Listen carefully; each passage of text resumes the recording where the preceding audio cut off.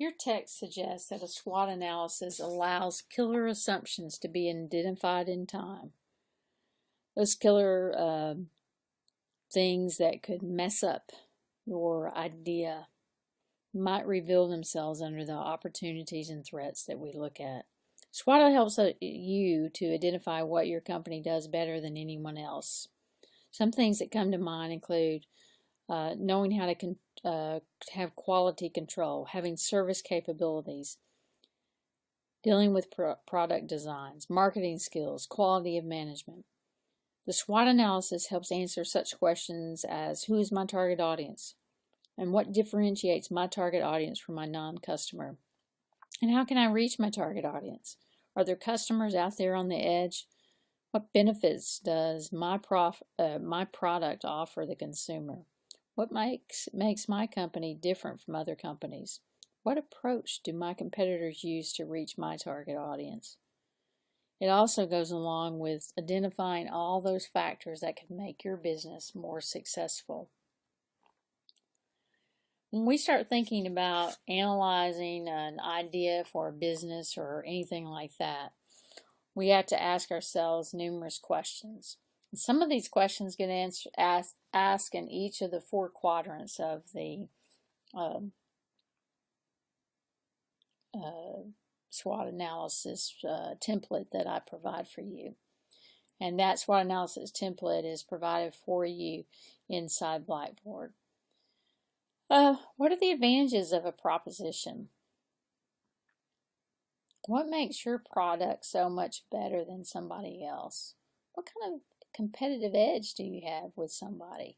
What's the unique selling point of your particular product or process or service that you offer?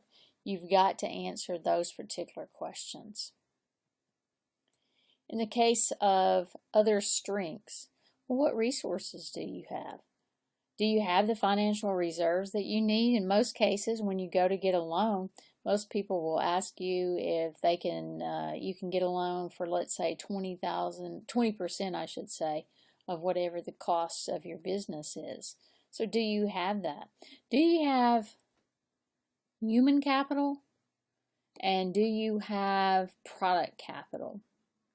Do you have the people that you could put in place to do the jobs? Because you're only one person. You can only do so much. So what are those resources? What people will you need?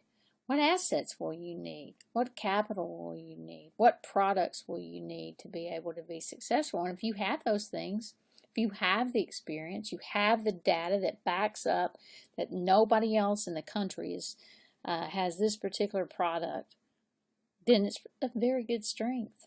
And it might be one that you want to exploit and to actually make money off of. Other strengths, what's your location? Sometimes businesses don't need a perfect location.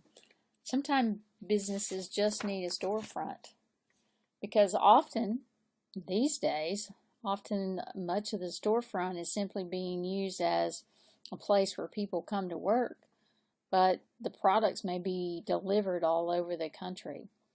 Another element of strength is looking at how you're going to price your product, and can you price it?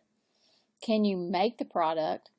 Can you provide the service at a price and provide quality help or a quality product at a reasonably priced setting? And then the question is, well, do you have all those accredited things that you need to have? Do you have the qualifications and certifications that you need to have in order to do the work? Let's say you're a plumber and you want to start a business. You want to start your own business. You're tired of being an apprentice. You want to start your own business. Do you have the certificates of operation? Do you have the qualifications as a master plumber? Are you an accredited group? Sure, you've got to ask those questions. And then, these days, one of the big things that we have to think about is the process. And processes can take place in different places.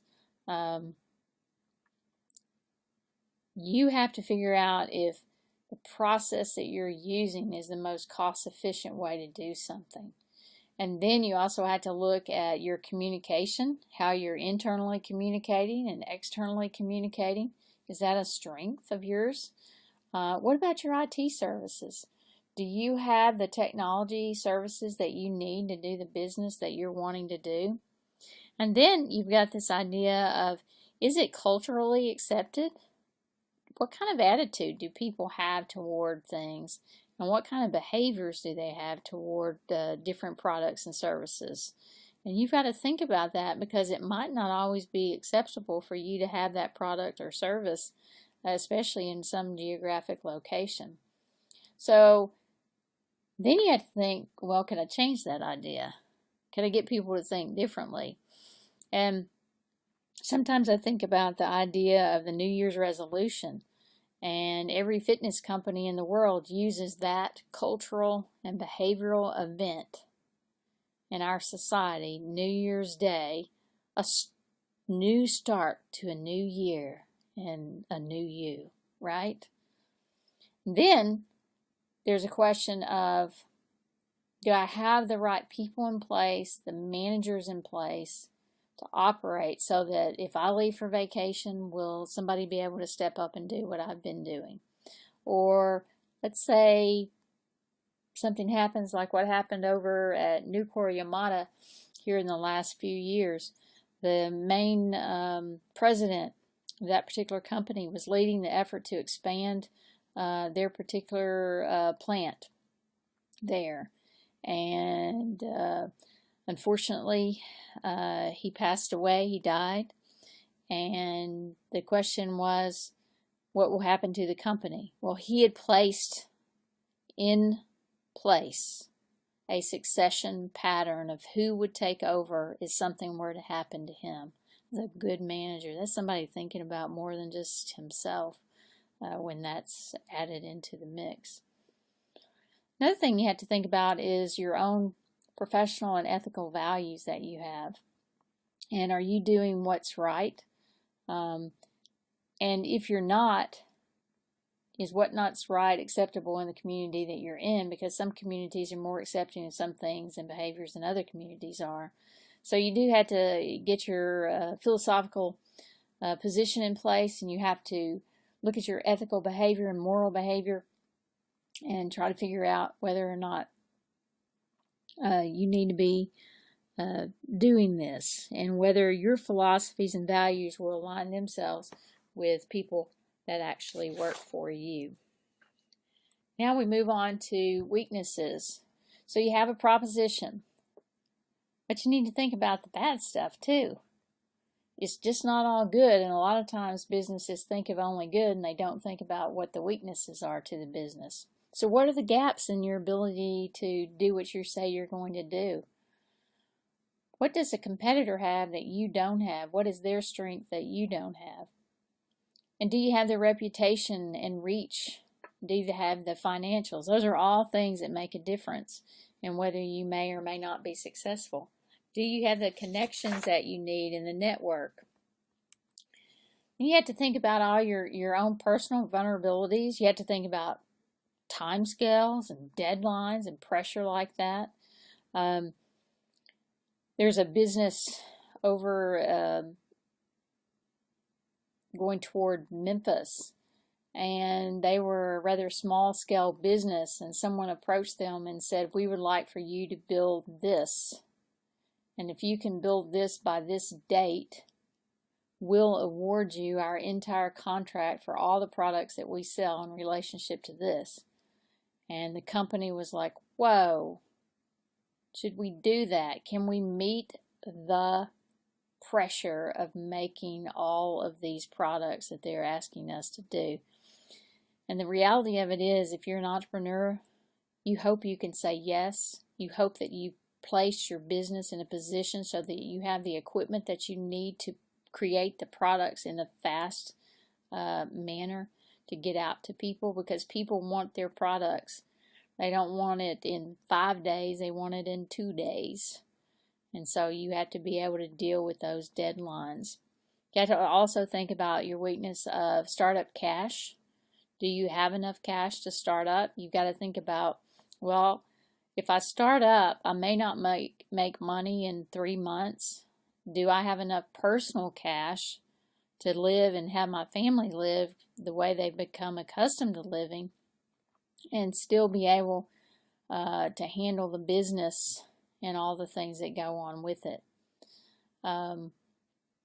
You also have to think about, in the great scheme of things, when you're producing a product, the supply chain. And what I mean by that is, can you get the products you need in order to produce your product? Because you're going to rely on raw materials as well.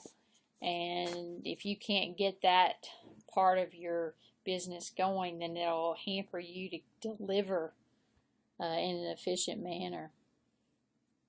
Some other weaknesses that you have to think about is what kind of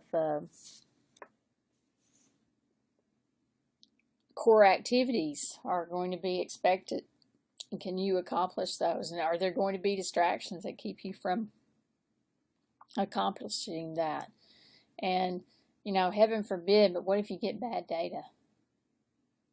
What if your data is just bad, and you did the research and you trusted one source instead of going to multiple sources, and all of a sudden that data just wasn't sufficient, and you get this kink and there are troubles? Man, a big thing that you've got to think about is a commitment to leadership and the morale of your employees. And sometimes businesses, ideas, the question is, how can I keep my morale strong? How can I pay my people well enough that they want to stay with me? How can I get them to commit to me over time? Just like accreditation can be a strength, it can also be a weakness if you don't have it. And just like having good process and systems operation can be a strength, it can also become a weakness. And so what you have to weigh out is your experiences, your knowledge, and all of that. And then management succession as well. If you're not prepared for issues that come up inside your management team, then you may have a difficult time, because everybody has certain responsibilities inside your business. And you've got to start looking at that in all reality. You also can have opportunities, and many times things will happen in the market that will change everything. And that may be that someone opens a market, and while I don't really like to use this particular example, I will use it. People who grow marijuana in certain states, when the policy has been passed, the law has been passed that allows for the production and the growing and selling of marijuana, then that's a new market development. And there's all sorts of businesses that go along with that particular manufacturer of that particular product. So that becomes an opportunity. Opportunities also happen with competitors' vulnerabilities, and that kind of sounds kind of crass in some ways, but if your competitor has certain disadvantages, and let's say they maybe don't have the best storefront, they're not on the right street, you can take advantage of those and see those as opportunities. Sometimes you may see a competitor who may have problems with their management team, and that becomes a vulnerability to them. And what happens is people in the market are seeking someone who doesn't have that vulnerability. And if you have that strong suit, and you have the management team, and you have the process in place, and you have the communication, and your competitor doesn't, then very likely that's an opportunity for you. People change, lifestyles change, trends in lifestyles change.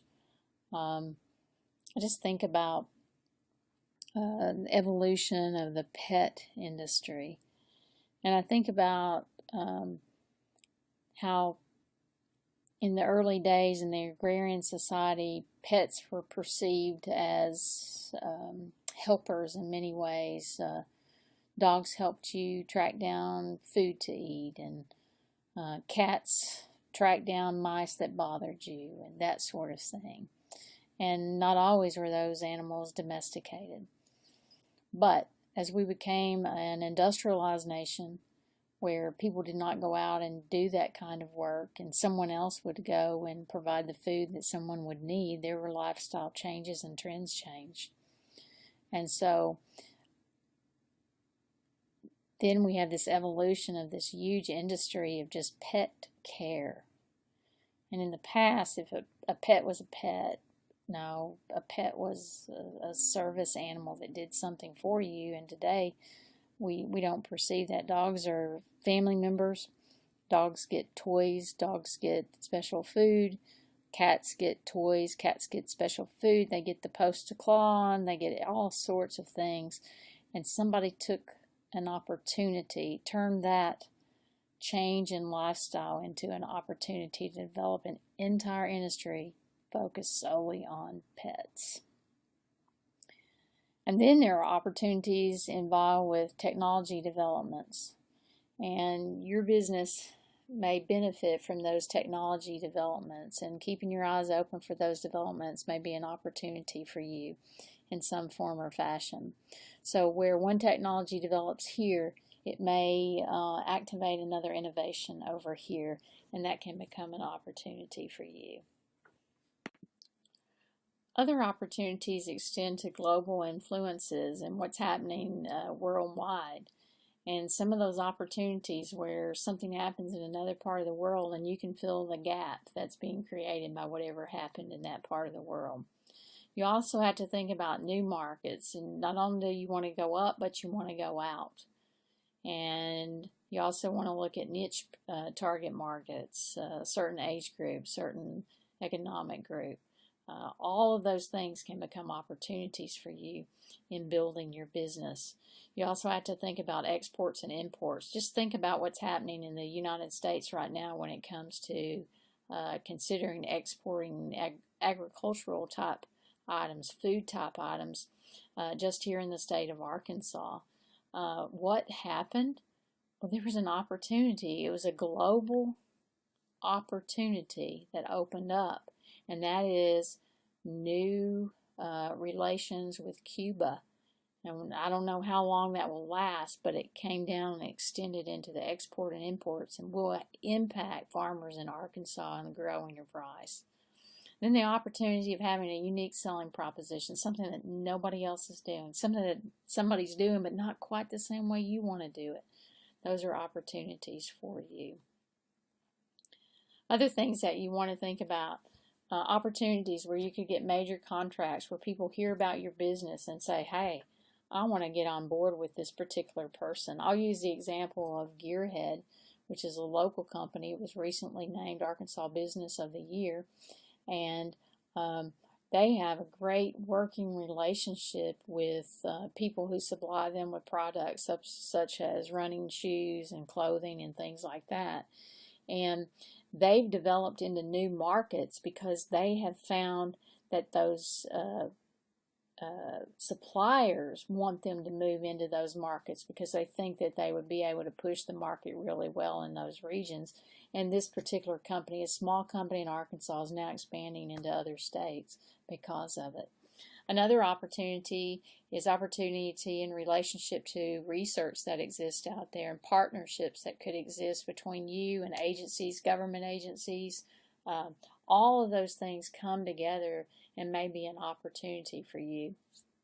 There's also opportunities created by the seasons and by weather and by fashion influences. And all of those things could spark you into working in a business, creating a business where you could be very, very successful. Here's the deal. You got to keep your eyes open. You got to be thinking smart all the time. Well, wait a minute. Why don't I take advantage of that? It's not like you're taking advantage of people. You're just taking advantage of the opportunity. You got to have your eyes open, your ears open to the opportunities that exist. Now, Then we have to think about what could threaten our business. It's not just about opportunities. It's not just about weaknesses. It's not just about strengths. But what could come in after we've done all that analysis? What could happen that could threaten our viability? Well, if I'm an internet business, if I have IT issues, I could be down for a day. What if I'm down for a day? I can't get any orders in. I can't process anything. That's a problem for me. Or what if something happens in the environment? What if there is a major event that occurs in the environment? And it could be weather related. It could be a man-made disaster that could impact and threaten my viability. What if a politician decides that they think there should be a law passed about this kind of business, and you're in that business? Wow, that could impact you, couldn't it? It could threaten your viability, your sustainability. Who else can threaten you? Well, a competitor can. Absolutely. A competitor is going to look at your vulnerabilities too. And they could be threatening to you. What they're proposing to do could threaten your very existence. And then the market demand could just go belly up. Shoot, the market could go belly up. The Dow Jones could plummet. Stocks could go haywire. People could lose money and then not be able to buy. You have to be pretty airtight on this, because there's a lot of threatening things that could happen out there. There are new technologies that could take your process and turn it upside down, because your competitor could get that new process or technology and use it, and you'll be behind in your production. There's also threats to losing contracts and partners. There have been businesses that have had partnerships with some companies, and they've taken those companies for granted and they've lost the contract. Major issues and major threat in starting a business and keeping it running forever. Another threat is making sure you sustain the internal capabilities. If it's all just centered around you and you don't distribute the wealth of decision making, there's probably going to be some problems related to your ability to sustain internal capabilities.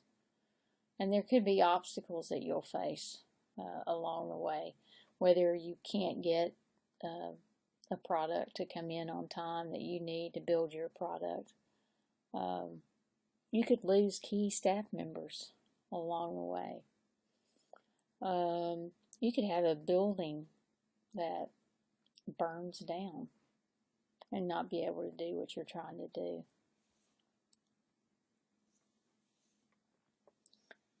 What if your bank says you need to pay up now?